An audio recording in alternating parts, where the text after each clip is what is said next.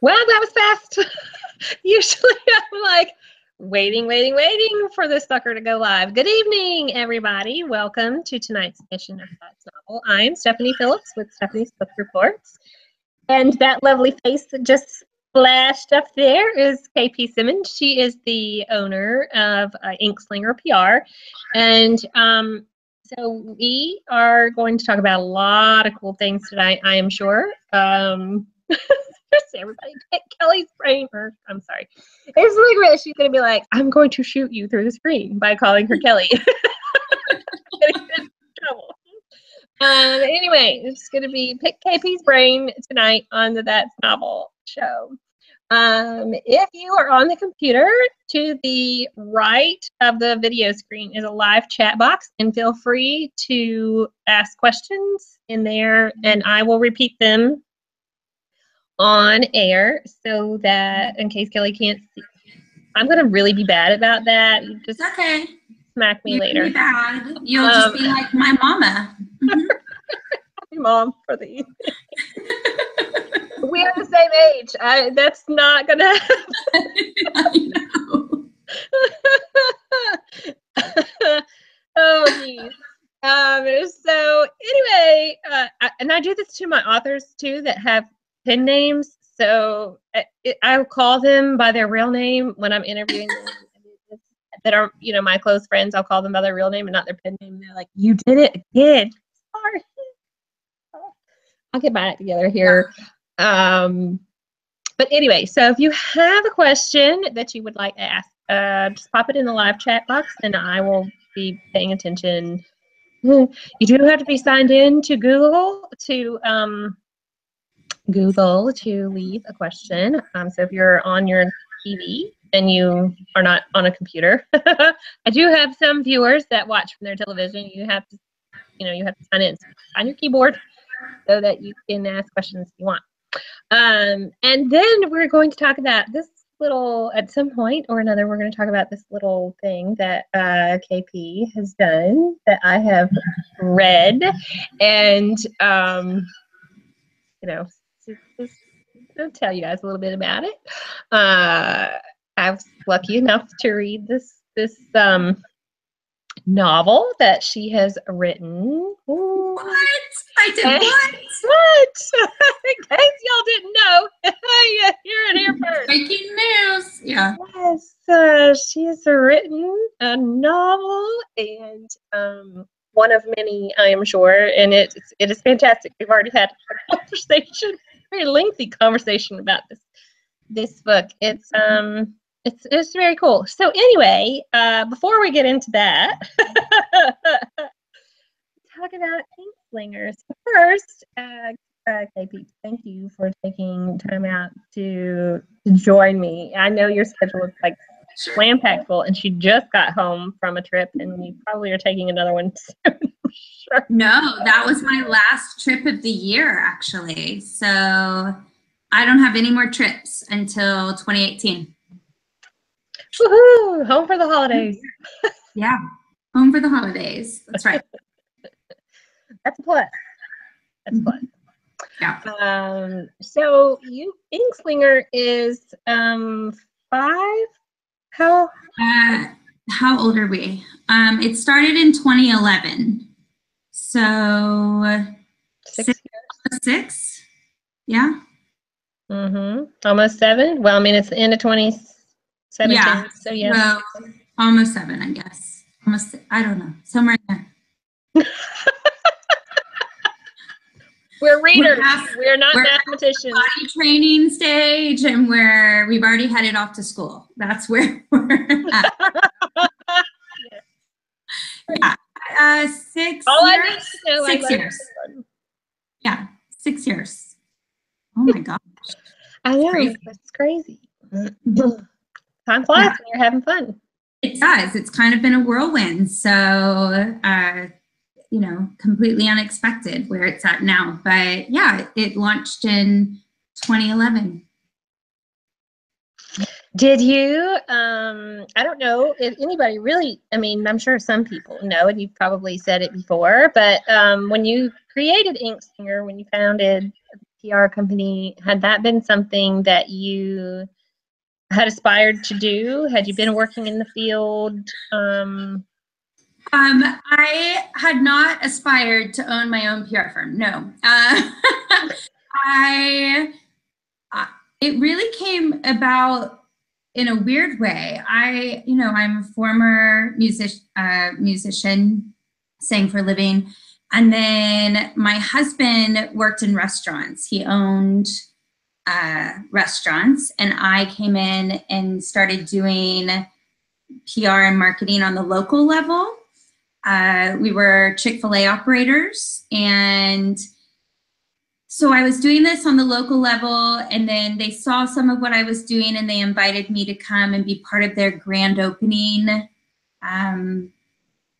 team. So I traveled the US doing these grand openings, and I would talk to media. I would be one of those crazy people on the streets that hands you free Chick-fil-A when a new store is opening. And I was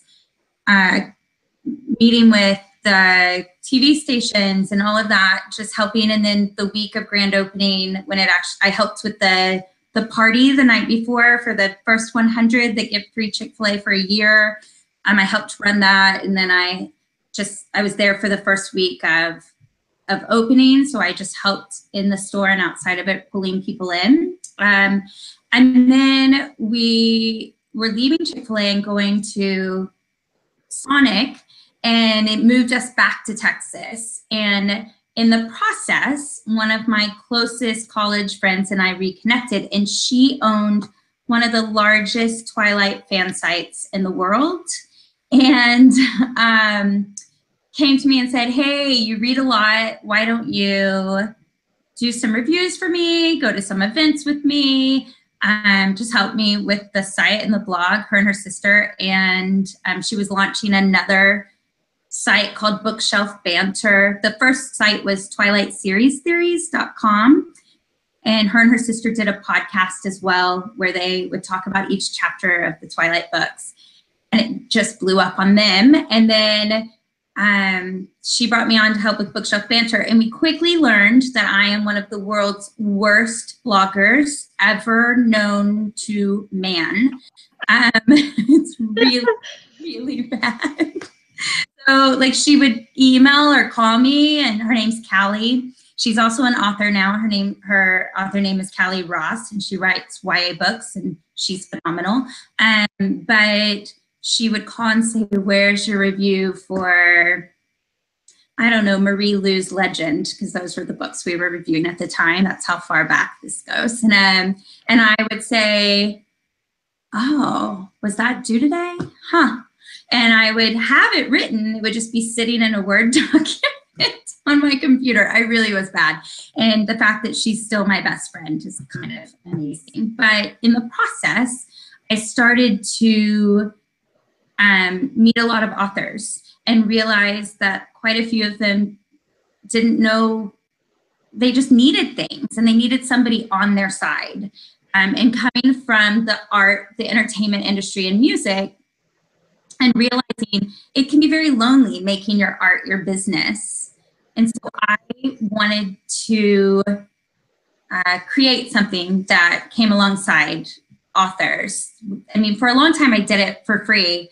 It was just this side thing that people were like, hey, I need a press release. And I would say, sure. And then my name got handed to another media company, a literary media company. And they interviewed me, and it came down to me and another girl, and they chose the other girl. And hey, rejection's part of life, right? It was something that I was like, I think I'll try for it, but I was teaching full time. I was doing PR marketing for restaurants on the side. I was still singing. I had a very full life. So I just thought, well, we'll open up and go. And if the door opens and that's what God has for me, then that's what I'll do. And if not, then nothing changes in my life. I mean, that's the beauty of the word no. Your life stays the same. It's not till you get the yes that something changes, right? So but then I didn't get it, and I went into like this ugly cry, because all of a sudden I realized I really wanted it. And an author friend of mine came to me that night. I was totally ugly crying. We were Skyping, and I'm ugly crying on video with her. And she said, you know, well, I was waiting to see if you got it. And if you didn't, I'd really like you to be my freelance publicist. And my husband had said, you should just put your resume out. If this is what you have decided you want to do, put your resume out and see what happens.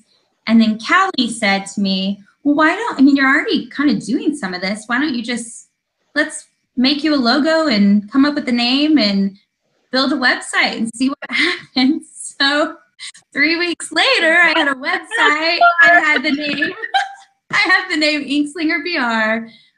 I owned the website. It was built. Callie made my first logo, which isn't far from what it is now. And we've just updated it a little over the years, and then it kind of snowballed. But when Inkslinger started, it was truly just my side hustle. It was just a side hustle. And I taught full time. I had children.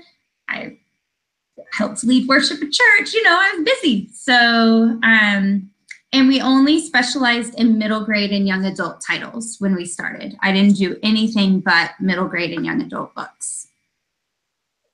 Oh, how the time changed. Yeah. So we've come a long ways.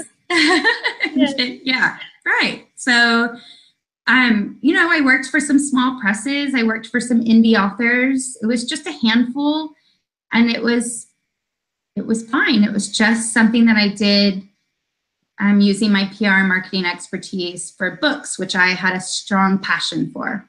So that's how it started. Megan, she's watching. Hi, Megan. She's in my readers group. She lives closer to you than she does to me. She's on the West Coast. She is asking, how did you have time to read? That was my thing. That was my moments of breathing. Everybody needs some rest in their life, right? You need something that's yours, that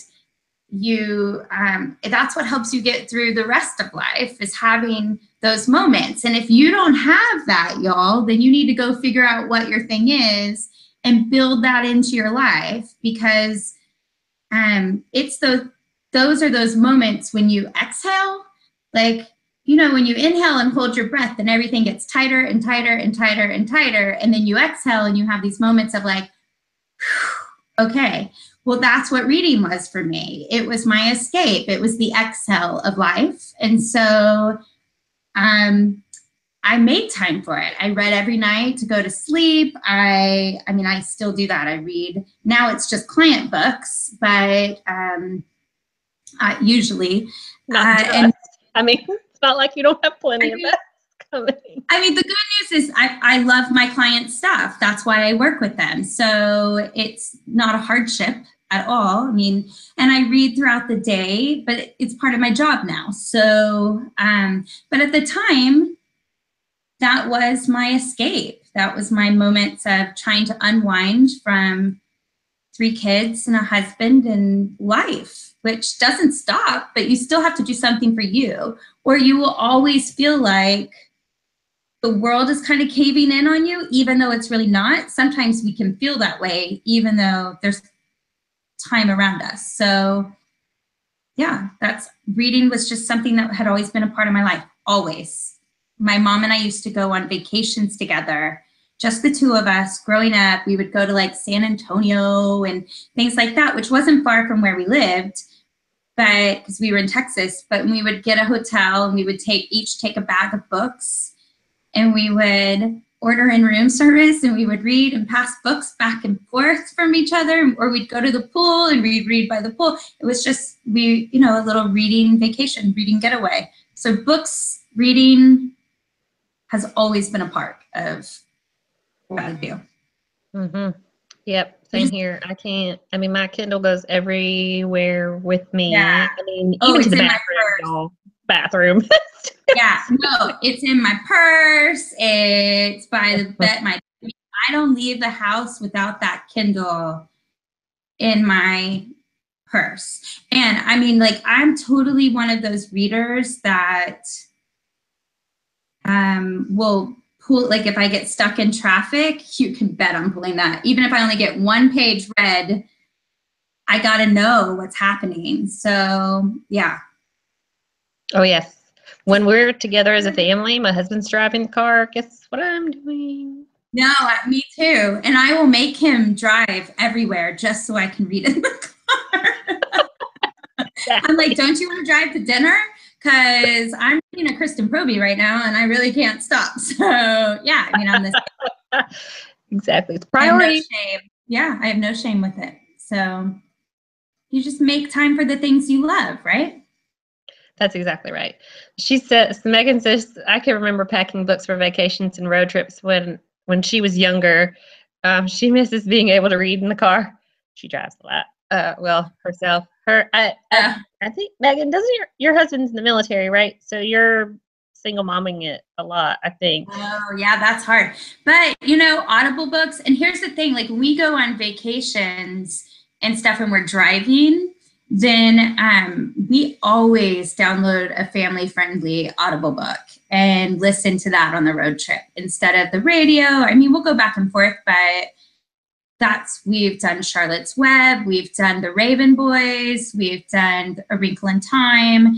We go back and pick up books. We've even though we've all read the Percy Jackson books, we've listened to them as well. I mean, I have 3 boys, so they are all about the Percy Jackson, especially when the 2 older ones were younger. So, yeah, I mean, that's how we get that into, because sometimes, you know, some of my books cannot be listened to with children in the car. That's all I'm saying. You're right. Exactly. I was just talking about that today. Like, I can't post a lot about the books that I read on my personal page because my daughter is even a Facebook friend of mine. She's you know, like I have minor children that I'm friends with on Facebook. There's no way I could talk about the books that I read. Yeah.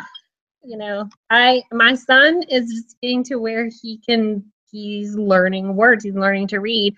And he'll lay beside me, and I'll have my Kindle in hand, and he'll lay beside me, and he'll start picking out like his sight words. And I'm like, oh crap, please!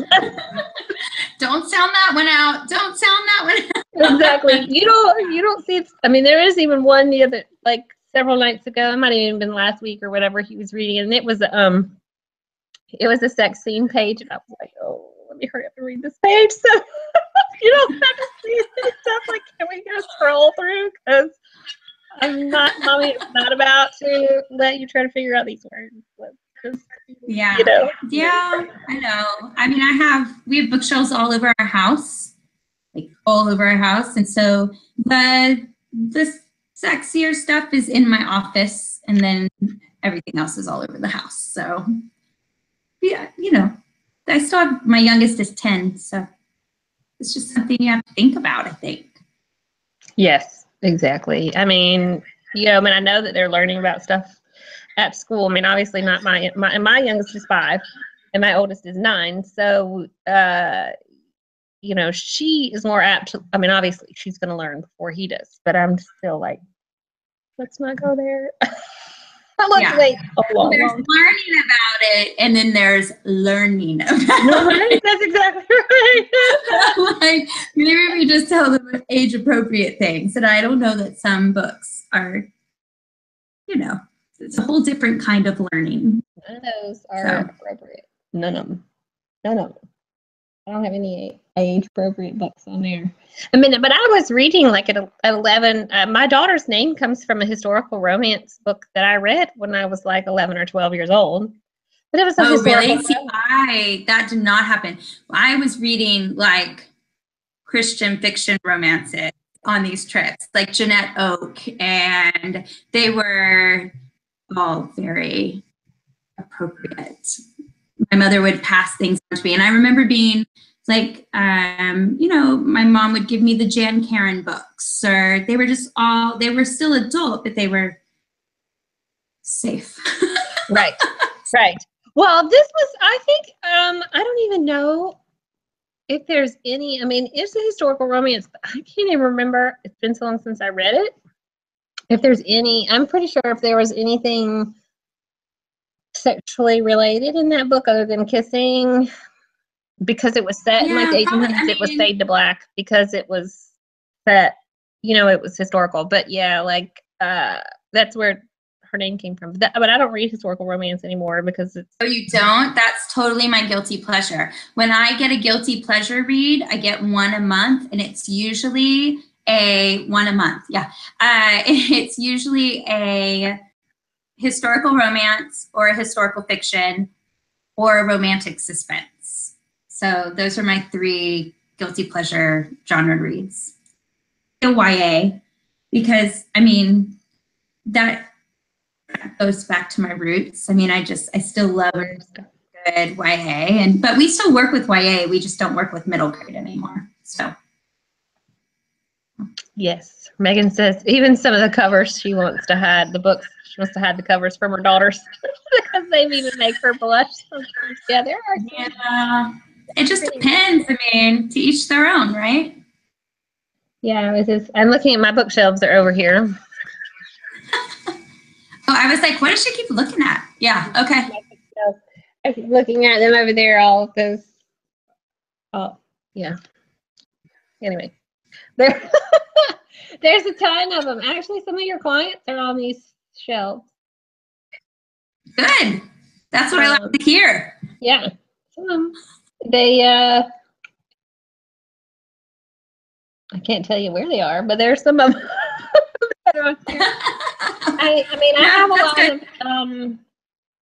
have a lot of traditionally published stuff, and then I have some indie stuff on the next bookshelf over. Just trying to think, but anyway.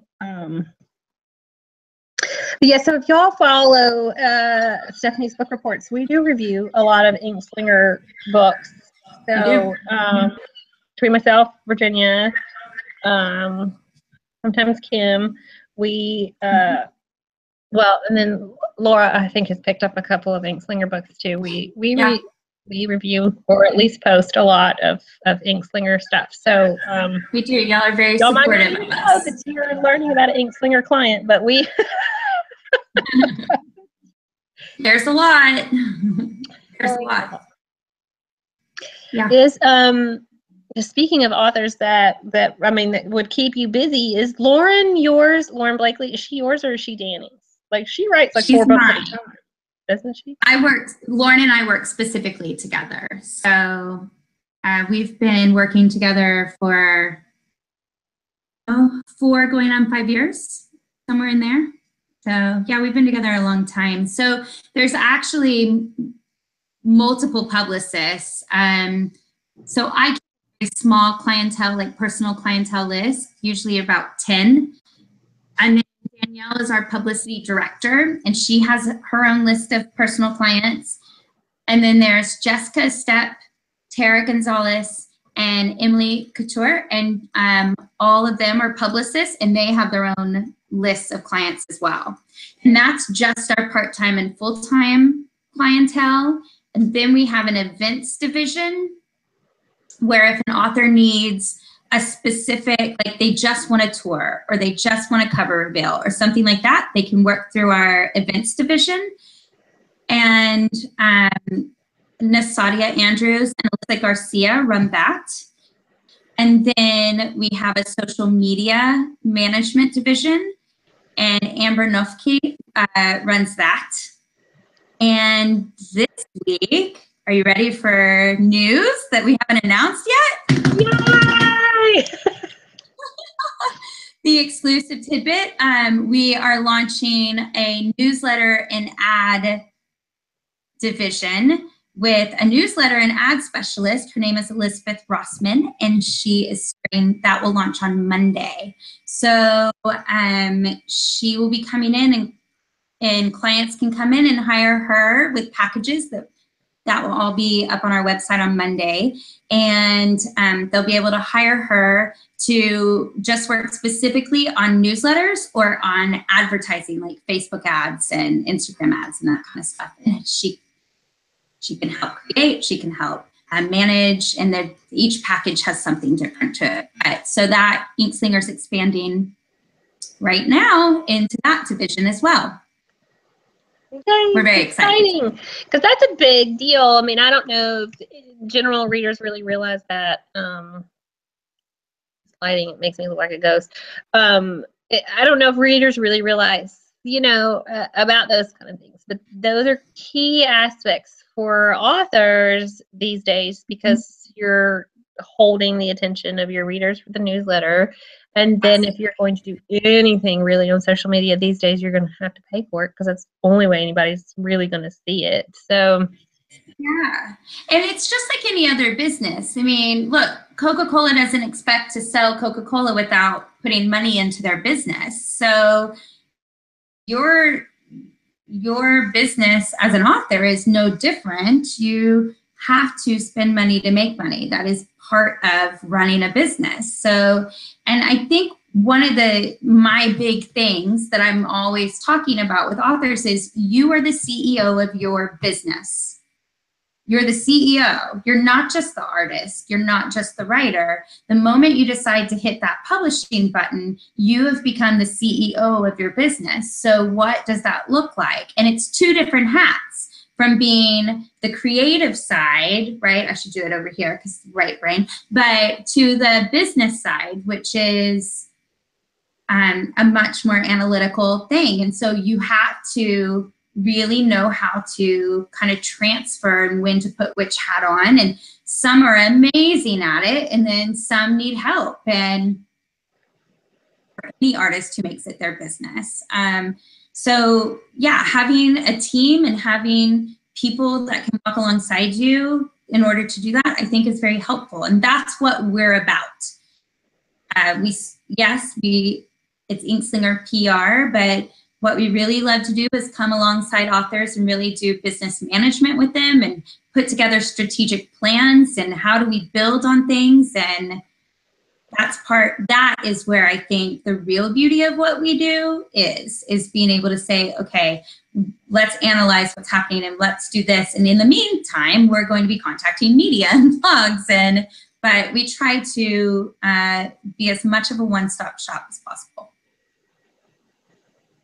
yes. Well, and you have all those fabulous clients. So, you've got to, they're busy and they have a lot going on. So, I mean, you've got a lot to manage over there just with your full-time. Sorry, my calendar kind of took over that screen a minute. That's why I was like, wait a minute, where'd she go? I'm here. Yeah, I mean, look, we're nothing without our clients. The reality is that Inkslinger is just a name and some staff without the amazing clients that we work with. And the same thing with our bloggers and our media contacts and the agents and the editors. All of that works. I mean, we're teams. None of us can work without the other. So we look at it and within our company is, we all have a role to play and we all work together as a team. Successfully. That's always the hope. Yes, right now. Yes. What? I mean, it's taken not to say that it's taken 6 years, but, it takes usually a business 5 years to go from being in the red to the black, but I don't know how long it took you. I don't even really I don't want to know. No, but you know what I'm saying? Look, Inkslinger it is not the normal story. Inkslinger was in a really good right place, right time position. Self-publishing was blowing up. The indie community was blowing up. The indie romance community was blowing up. And all of a sudden that came into my life and we were in a right place, right time. And I am never foolish enough to say, well, look, we made this happen. This was all me. This was all my staff. I mean, I know that things have to align and for things because there are lots of people who work hard. And do we work hard? Yeah, we work tirelessly. But, it wasn't. I put together a 1-year plan, a 3-year plan, and a 5-year plan, and we were already past our 3-year plan at the end of like a year and a half. And so we hit our 5-year plan at 3 years, and I just did an interview a few weeks, I don't know, a couple months ago, and she said, well, what have you done now? And I'm like, I just keep making new plans. That's what you do. So that's why we're expanding, because we see a need for newsletter and ad help and management. So that was the next part of the plan that had to come. So, we've been very blessed, but I'm also very aware that my story and Inkslinger's story is not the norm. It's just not. But it's been really fun to watch it all happen. It just was very unexpected. It was just supposed to be my side hustle. So, and now it's my life. I have 9 staff. And I don't know, 50 to 60 full and part-time clients. So it's a whole new, plus we work with almost all the major publishers now. So it's a whole new, it's really fun to watch happen. Yes, and I saw your announcement today. I don't know how many of y'all that are listening know, but KP is responsible for all the, I swear. Well, and it comes up as Kelly on my screen too, so it's just in my head. Yeah. Anyway, sorry.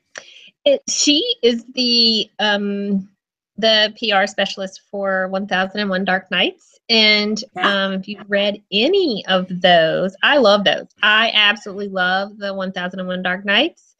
They're really quick. Great, aren't they? They are phenomenal. And if you've not read, to me, if I've not read the author and I can squeeze one of those in, to review it before it releases, then I can totally just jump right on an author that I've never heard of. If I'm allotted an arc, but you know what I'm saying? Like, I can ask to read, like, Donna Grant, you had her a couple days ago, whatever it was, for her release. And I had not ever heard of her, nor obviously had not read her Dragon series. And just reading that one particular book, I was like, oh, well, maybe I should check this out.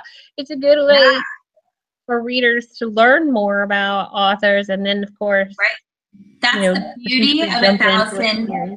That's the beauty of 1001 Dark Nights, is that they're novellas and they're set in the worlds of of series by these best-selling authors. They're all best-selling authors, but each novella is a new entry point. So even if there's 8 books in the series, if you haven't read the 8, the 1001 Dark Nights will be a new entry point, and you can come in, get a taste of it, see, and then go back and see that. Because sometimes when we get in these big series, then we're like, oh, it's book 5. What do I do? Well, 1001 Dark Nights is really great for that, because then you can just walk in and get a taste and see what you're missing.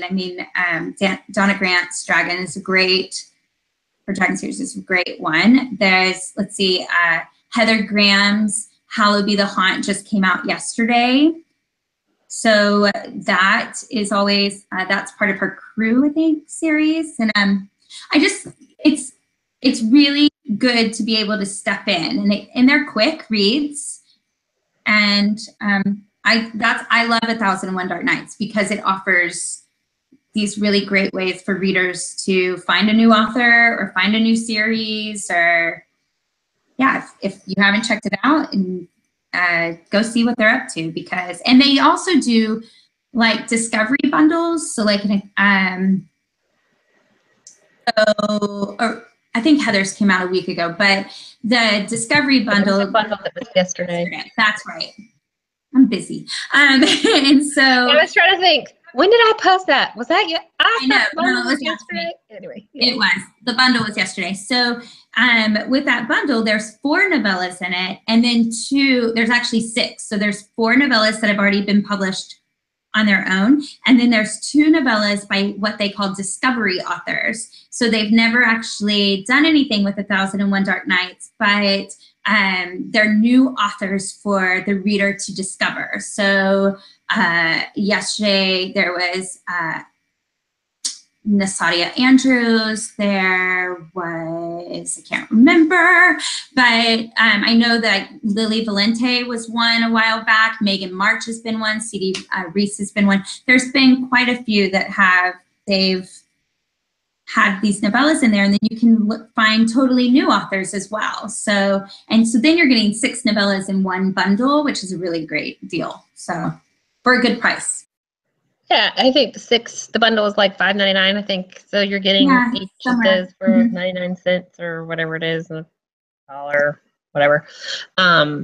Yeah, I really like those, and I noticed the announcement today that at least 3 of them are going into audio. Lauren, and then there were Laura, Adrian, and Laura and Adrian and Heather Graham. They're going into audio with celebrity narrators. So Jesse Metcalf is doing Lauren Blakely's Stud Finder. And do you remember who he is? He was the pool boy from Wives, the dark-haired pool guy that was really hot. He's doing the narration. Okay, all y'all people go look up Jesse Metcalf, because yum.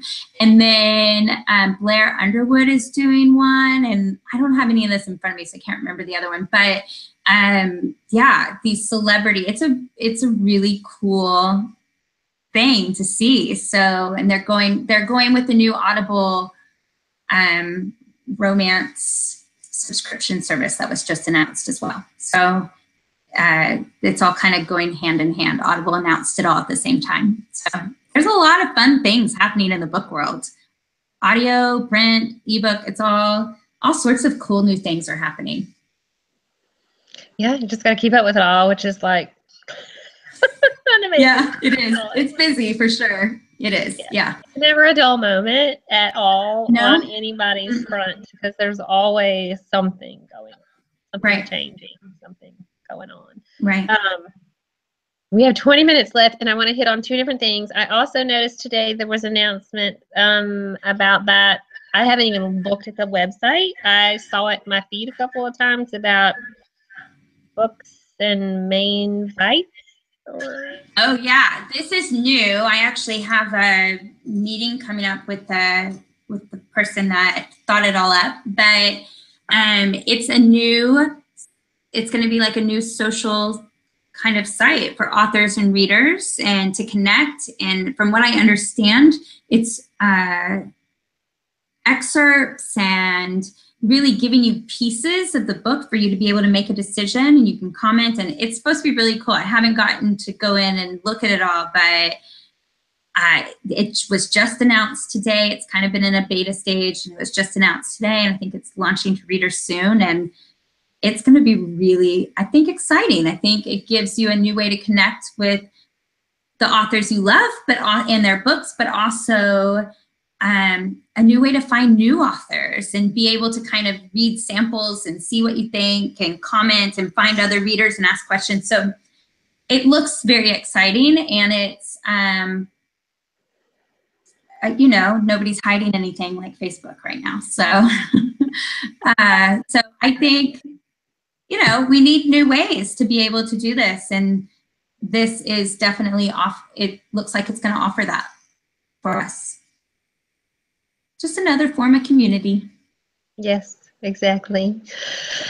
Okay, so let's talk about used. Oh gosh. Okay. So, let's do that. Yes, we could talk all day about Inkslinger PR. She would just be like, blah, blah, blah. Now we're going to talk about something a little closer. I mean, not to say that Inkslinger isn't closer to home, but, you know, an author, if any of you that are readers that are watching, if you've ever talked to or met an author in person, or, you know, just sent them a message or whatever, I mean, it's like their brainchild. It is their child, their heart and soul into their craft, because they spend hours and hours and hours writing and then editing and playing with it, getting it to where they want it to be. And, you know, so you have a piece of them in this, I mean, a lot of them in each story that they write. So I noticed, geez, I don't know how far long ago it was, that KP was writing, and I was begging. I mean, literally, I begged this woman. Begged. Can I say I begged? To read what she was writing. Anytime she posted anything about her writing, I'm like, can't wait to read it. I want to read it. Can I read it? Is it ready to be read? I want to read it. So Yeah. when she finished the manuscript, she was like, "Hey, you want to read this? Hello." Send it to me. I want to read it. Of course, I want to read it. Yeah. You know, part of probably one of the scariest things for authors is when you have it in people's hands. You know, you want to know, but you don't want to know what they think. Right. It is. And it's a poor catch-22. KP, right? It came. Your used came at a time where it was like right in between arcs, and so it's like, and y'all know that I alpha/beta read for Lily White, and so she had so I'd gotten used, and then Lily sent me some stuff to read, and then I had gotten an arc, and so I'm like trying to scramble to read all things so I could get it back to used, because, you know, of course I didn't have a deadline. You know, you got deadlines, you got to finish. Right. So poor KP was probably like, she ain't never gonna read this book. No, actually, I mean, I have some friends that have it that they've had it for months and they still haven't read it. So I mean, look, Inkslinger is my job. Writing is, and I love my job and I love what I do, obviously. I'm highly passionate about it, but I've written for years. It's always been a part of me. I've always written. I'm on Wattpad, and you can see the beginnings of several other novels that have not been finished yet. But Used was a novel that I started 5 years ago. It's a heart novel for me. It is literally the story that I know deep in my gut I was born to write. And so it took me 5 years, mostly because it's romantic suspense, and it deals with the hard topic of sibling abuse. So it has some domestic abuse in it, but it's sibling, not just sexual. Everybody always asks me that. Oh my gosh, you're writing an incest book. No, I'm not. I'm writing a book that has abuse in it. And so, but it was mental and emotional and physical and sexual, all of it. So, and I think the reason it was so close to my heart is that it's a topic that just doesn't get talked about a lot, because it's easy to brush off sibling abuse as brothers and sisters fight, but there's a difference between brothers and siblings fighting and then things going way too far. And so that it's a pretty important topic to me. So I would write it, and then I would have to stop to breathe and kind of put it aside for a bit and then come back to it.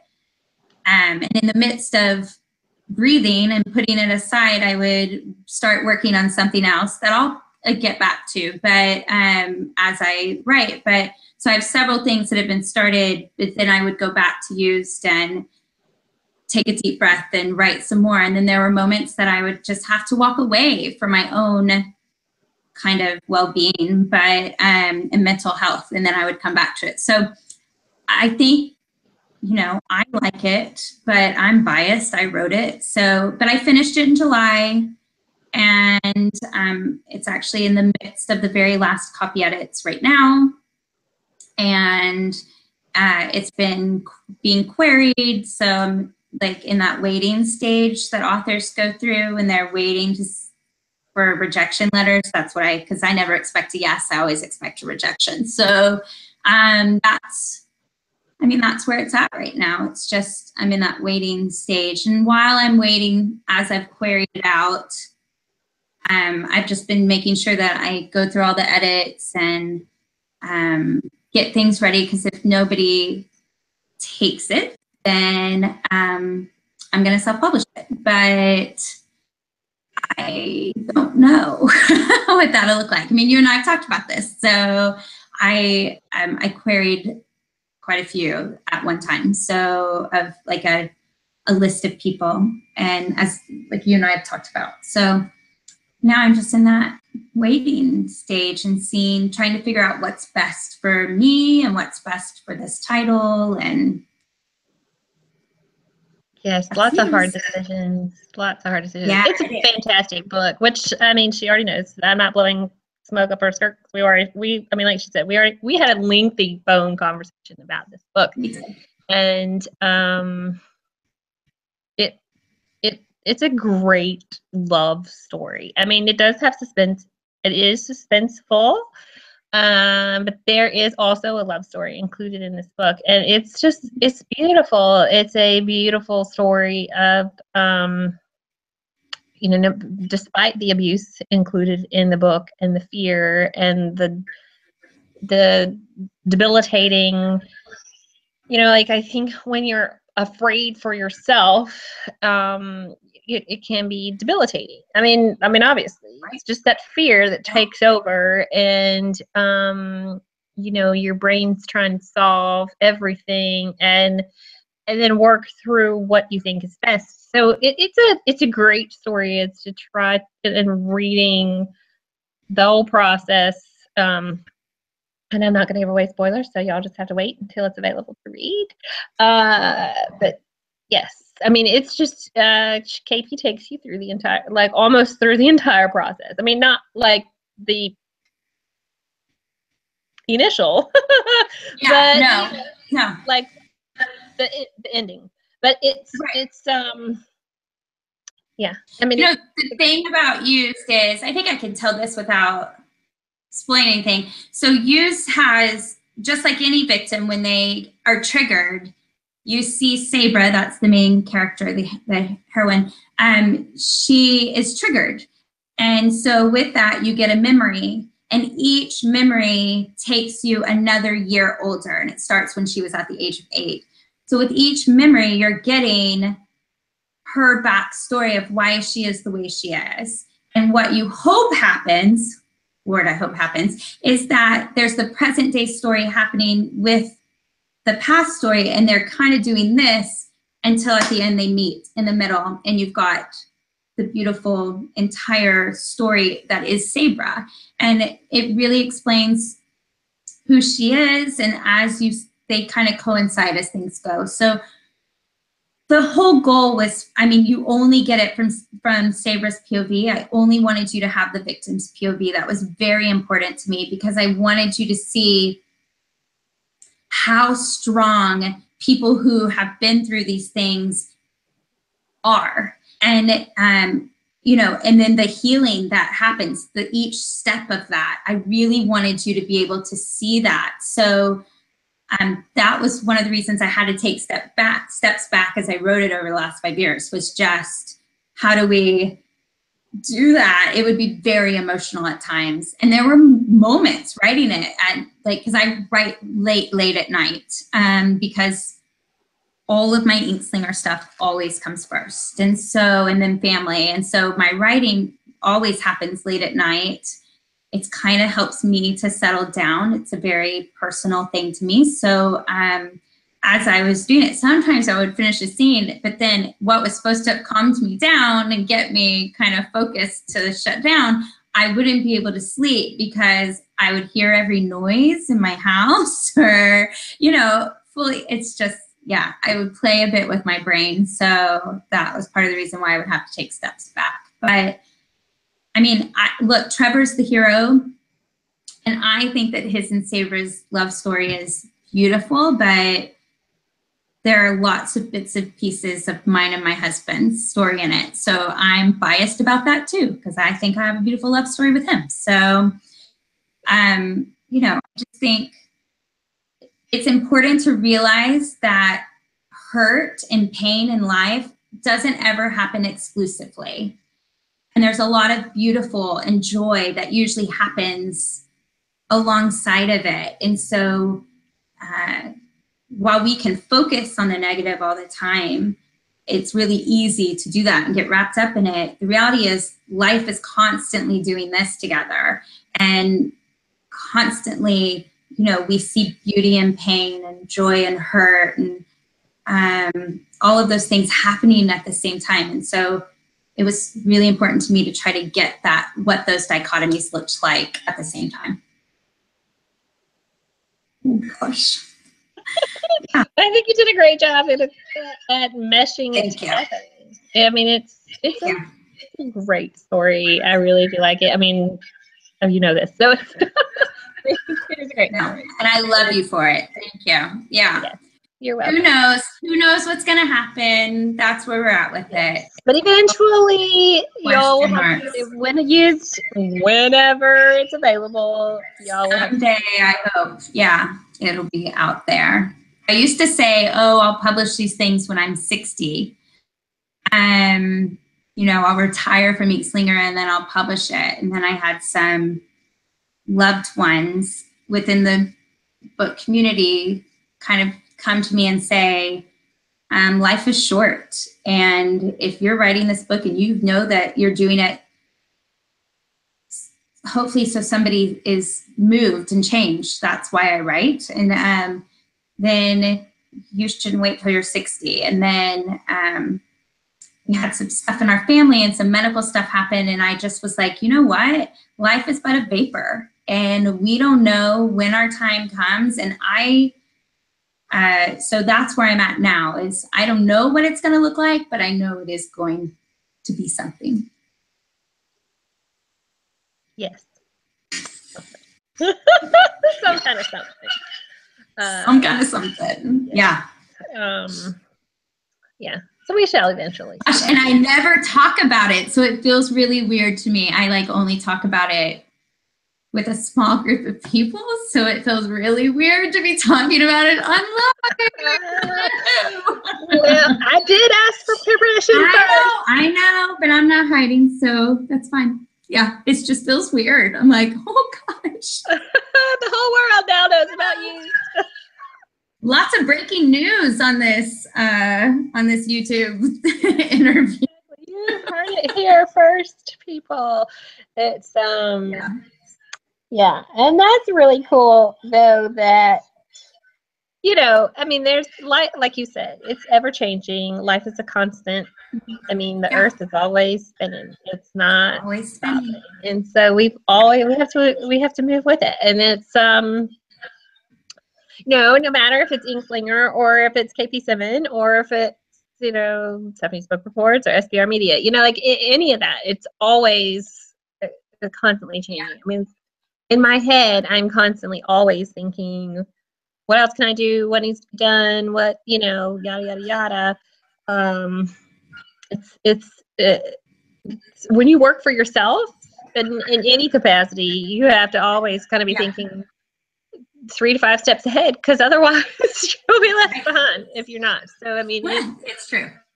Yeah, it is. It's true. And I really do like that. Yeah, that you put out there that you have to spend the money to make the money. I mean, that's not a new concept for by any means, but like when you were talking about Chick-fil-A, earlier, it makes me think about you know, how with the all the giveaways that they do. I'm telling you, when Chick-fil-A opens a new franchise, they fork out a ton of money, and it's not like they don't make it back like first day of opening, but they fork out a ton of money, and they know this already. They have such successful launches for their new restaurants. Like, I've not ever heard of one that's bombed by any means. You know, they've always have a successful launch, and there's so many. I mean, people like camp out overnight, you know. No, they do. No, we have full parties in their parking lots the night before they open for the first 100, and it's security's there. It's crazy. It's so much fun. But you know, one of the things I learned working with Chick-fil-A is you're never going to see a fish sandwich on Chick-fil-A's menu, right? I mean, they're chicken, and they stick to their hero product. And so I think that's something I took away from it was there's a reason that we don't do every genre that's ever known to man. We stick with what we're doing really well at, and then we grow slowly. Like right now, I'm trying to build our historical fiction and historical romance genres within our reviewers and our media contacts and things. And then I'm also doing that with thrillers, like psychological thrillers, not romantic thrillers, romantic suspense. We already do those, but just like domestic thrillers and psychological thrillers that we're trying to grow that as well. And we grow certain areas, and then we stick with where we're doing really well. And that's why I think part of why we've seen such success is because we know our products. So that's one thing that I took away from working with Chick-fil-A. The other thing is they don't discount their stuff. You'll never see them discount their stuff. They give it for free or you pay full price. They rarely say, here's 40% off, or, I mean, if they, at least when I worked for them, now that was years ago, but we didn't do discounts for, you know, we would give a free sandwich or a free combo, or, you know, we gave them a taste knowing that our product was so good, they were going to come back for the most part. And so that's why I'm a big believer in putting excerpts out there and doing samples of your books and things like that, is because I believe the books we're working with are so good that you're going to read and then you're going to go, well, now I need to know, and go one-click that book. So I'm a big believer in excerpts and things like that, because I think it's important. I think you should put them in the back of your other books. I think you should, because those are people already interested and you're going to move them along. So those are just, you know, some of the things I took back. And then the other thing was the biggest, probably most important thing that I think I learned was that while we were in the business of chicken, we were really in the business of people. And so that's what I take with Inkslinger, is while we're in the business of books, we're really in the business of people and loving on people and walking people and having relationships with them, because that's what life is really about. And then helping them, you know, see their dreams come to life. And in that process, we get to see our dreams come to life, which is totally cool. So that's part of what we do at Inkslinger. It's through the avenue of books, but it's also really the relationships and the people aspect of what we do. We just get to read some really great books in the process of it. So, and bring those books to life in readers' hands, which is amazing. But it's, you know, it all comes down to people and how we're having relationships and community with others. That's what this life is really about. So that's why we do it. Yay! Yay! Yes. KP Simmon and hour, people. Right? Yay! I'm just so glad that you do that, because I mean, it keeps my Kindle happy, and you know, my reading, like I just. What are you reading? What are you reading right now? Well, I finished, actually last night,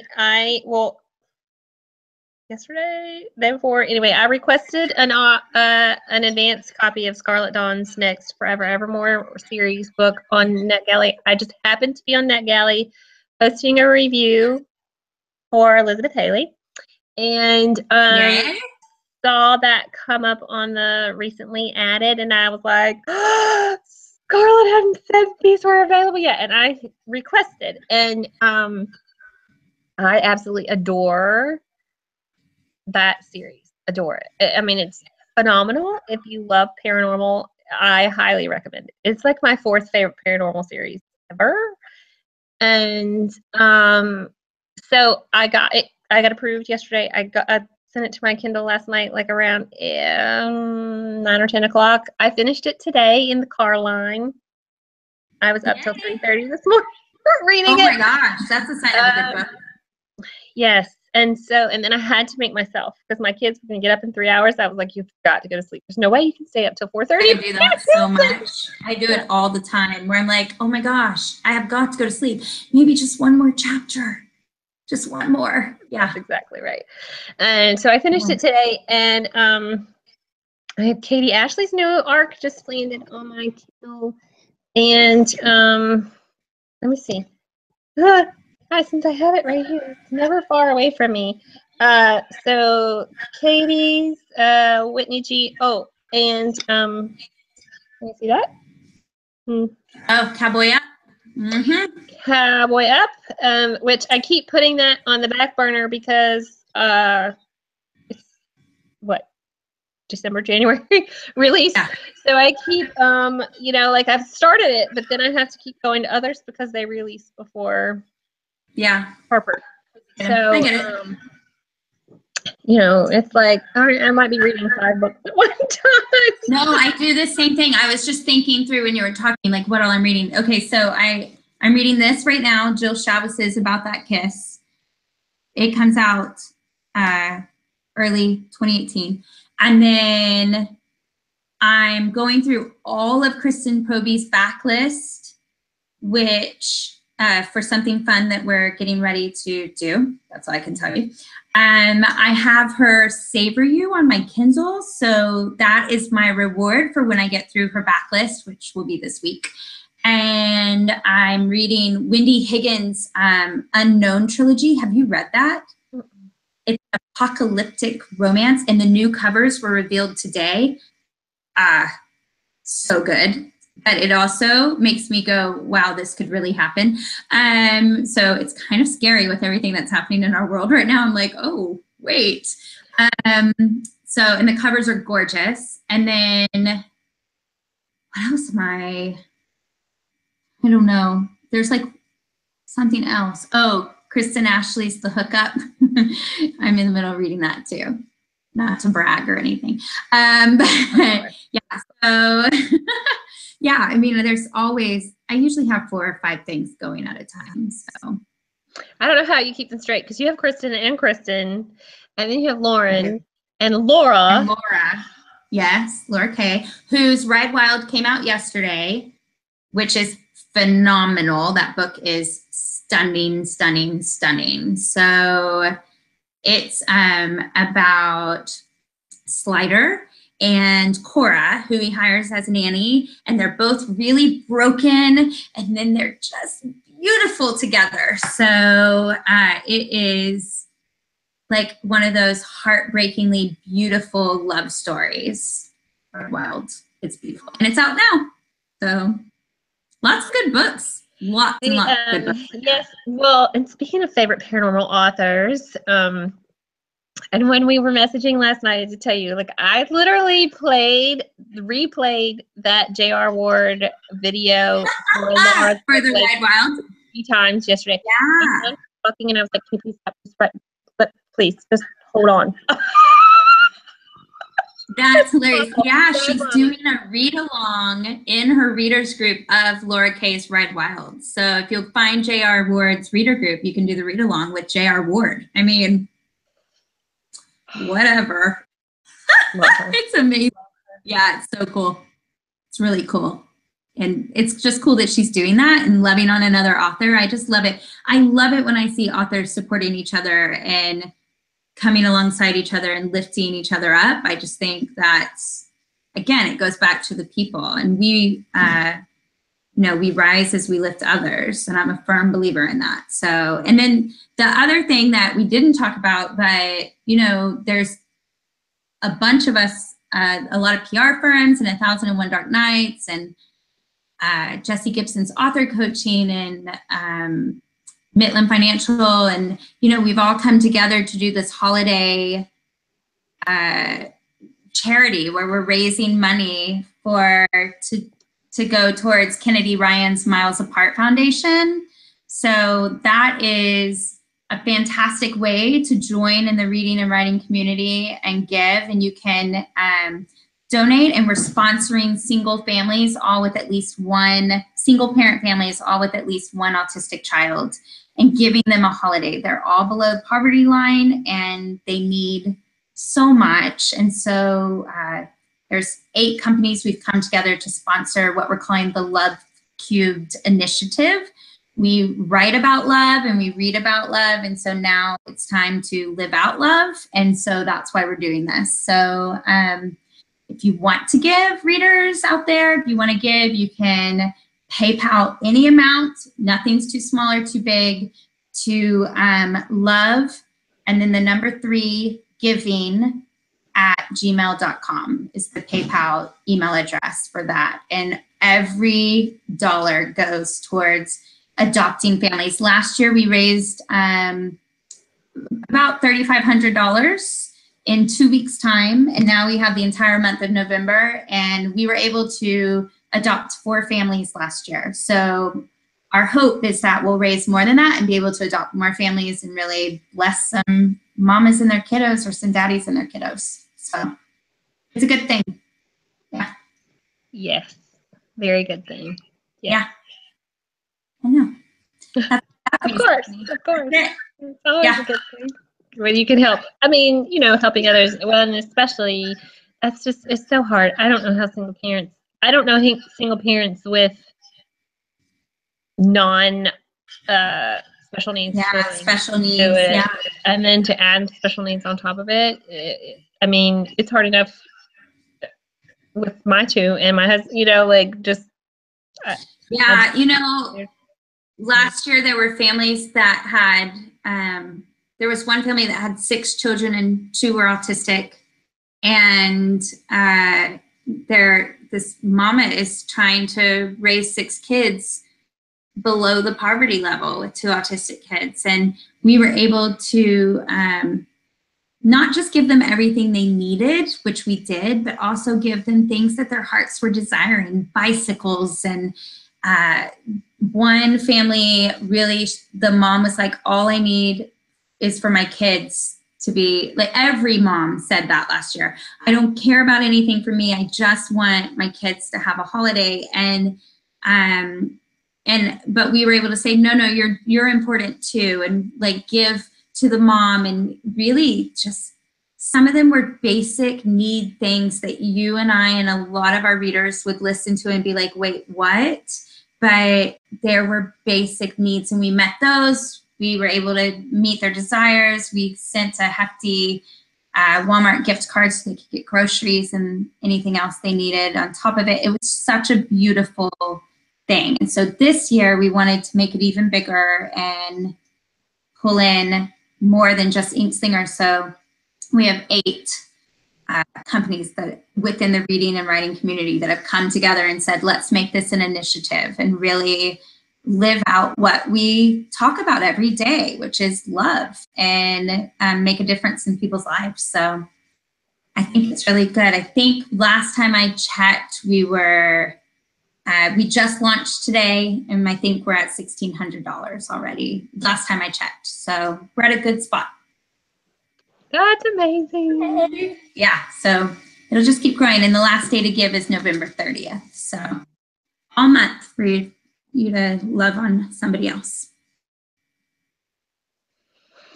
Sorry, my husband's like, are you done? I know, we're talking a lot, and it is past our time, I know, so I'm sure. That's all right. So quiet. Initially when I was doing this on the radio, my show was 2 hours, but now that both kids are in school, it's just so hard to do. I mean, with 3 in school, it's so hard to do anything past an hour and keep them. I know, and add on top of that sports and church and everything else. It's a lot. Yes. And then just trying to keep, like the week is just so crazy. And then it's, I'm leaving Friday to go to Dallas. I'm going to the Traveling Bookshelf this weekend. So fun. That's fun. You should eat some chewies for me while you're in Texas. Go eat some good Mexican food because I can't get it here. I miss Texas. It's different Mexican food. We are going. We actually am one of the editor that I have sold some stuff to at Entangled is joining us for dinner on Friday night. We're going to Mexican Smile in Plano. But I won't say no to Tex-Mex ever. I mean, ever. We drive. There's only one restaurant that we had in Texas that's here, and we'll drive a good 20-25 minutes to it just for dinner so that I can get a good Tex-Mex fix. But it's not Chuy's and it's not Torchy's Tacos. And I promise you, if one of those came to Arizona, that's where you would find me every other day. Love it so much, and I miss it. When I was in Austin just like a month ago, I went to go see Megan March and meet with her and with Danny and do some planning. And Megan and I went to Torchy's Tacos one day and devoured it all. Like, I didn't even feel guilty. I was like, okay, well, just bring it all right here to Mama. Right. And I'm sure she's been missing, out on that kind of stuff too. I mean, Belize is a whole different ballgame. Yeah, I mean, now that she's back in the States, I'm sure there was a lot of food that she was like, give me that. I would have been like, exactly. I need all this stuff. I know. So, yes. Yeah. Well, and I'm sure, like, tea, I'm from the South, y'all. Obviously, you can tell I'm from Me the South. too, y'all. Mm-hmm. And you just can't get sweet tea anywhere. No, it's really bad. We have now, there are like specific places, because let's be clear, all you people saying you can get it at any McDonald's, that's not the sweet tea we're talking about. That's funky sweet tea. You keep that to yourself. But like Cane's, we have a Cane's here, and you can get sweet tea there. And there's a new chicken place called PDQ that it's new to Arizona. I don't know where it started, but it's delicious. And it has sweet tea, and then Chick-fil-A. And I mean, there's a couple of places like barbecue places and stuff, but most of the time it's not sweet tea. It's that colored water. So yes, totally. And then you just stare and think, bless your heart. So that's exactly right. My Lily White sent me this thing the other day. She was like, I knew you would find this hilarious. So I'm scrolling because I want to read this to you. It's hilarious. Where is it? She says, it was a meme for Halloween. You can't really see on my phone. It says, remember to check your child's Halloween candy for razors, needles, and unsweet tea. Yes. And then the bottom of the meme says, there's some really sick people out there. It's true. I know. And I have, since I've moved here, started like doing half and half at places, because now I've noticed, because you can't get sweet tea everywhere, that when you do order it, it's so sweet, and I'm not used to it anymore. So now I always have to, like, if we go to Chick-fil-A or to Cane's or something like that, I have to kind of do half and half because it's almost too sweet for me. So clearly something's wrong with me. West too long. Yeah, I've been in the West too long. Yeah. But we do seek it out. Even my boys are like, do you think they're going to have sweet tea? Do they? That and Dr. Pepper, because that's not everywhere. It is more now than the first time we lived here in Arizona. You can find Dr. Pepper almost anywhere. But now, and the boys love Dr. Pepper. So they always try to find it. And it's a treat because we don't get caffeine all the time. So when I say, yes, you can order caffeine, they're always like, Dr. Pepper, give me Dr. Pepper. So I don't know. That's a South thing too, especially coming from. You need to bring your boys to the Carolinas so they can have cheer one. Yeah, we'll have to come visit. They love to explore new places. So yeah. I don't think that's everywhere. It's independent, just like Dr. Pepper is, but it's a soda, and my daughter absolutely loves cheer one. Yeah, we don't have it here. It's I don't think I don't know that they really go outside of the Carolinas, to tell you the truth, but it's good. It's a red soda. Yeah. The wine part of it, but it's a red soda. It's good. I love it. And it's in a bottle. I mean, it comes in 2 liters, but it's red. It's kind of weird. Look at, red soda. Grocery store. I'm gonna ask Michael, because my husband is a manager for Walmart, so I'm gonna be like, I need you to look this up and see if you can get it. Go see if you can just order it. Sometimes he can't. Store. I know. You never know. Ship the store. They got to. Donna says they have it in Virginia. So I mean, it's around. Oh, well, then my assistant lives in Virginia, so she should be able to get it and ship me some, right? Yes. Ship well. Jessica, add that to you to do. I know, Jessica. I know this isn't in your job description, but can you ship me some cheer wine? I need you to ship me. Yeah, listen, the things she does, she puts up with me, the fact she's been with me, I don't know, 5 years, 4.5, somewhere in there. The fact that she's put up with me that long is kind of a miracle. So some of the, I mean, she keeps me together quite a bit. I message her at the craziest hours because she's on the East Coast and I'm on the West, and she, I'm sure, I mean, she probably grumbles where I don't hear it, but because I would if I had to deal with me. But in front of me and to my face, she's always like, she's so upbeat and so amazing and so like, totally do that. No, I mean, nothing phases her, nothing. So she's perfect for me because I'm slightly high maintenance, which I'm sure is shocking to everybody that knows me. But Not you. No, never. But she, I mean, she just is always positive and always says, yes, we can do that. Absolutely. And if she doesn't know how, or if I'm like, I know we need to do this, but I don't know what we need to do, she's the first person to say, hold on, let me figure that out. And then she does. It's like she's a miracle worker. She's my miracle worker quite a bit.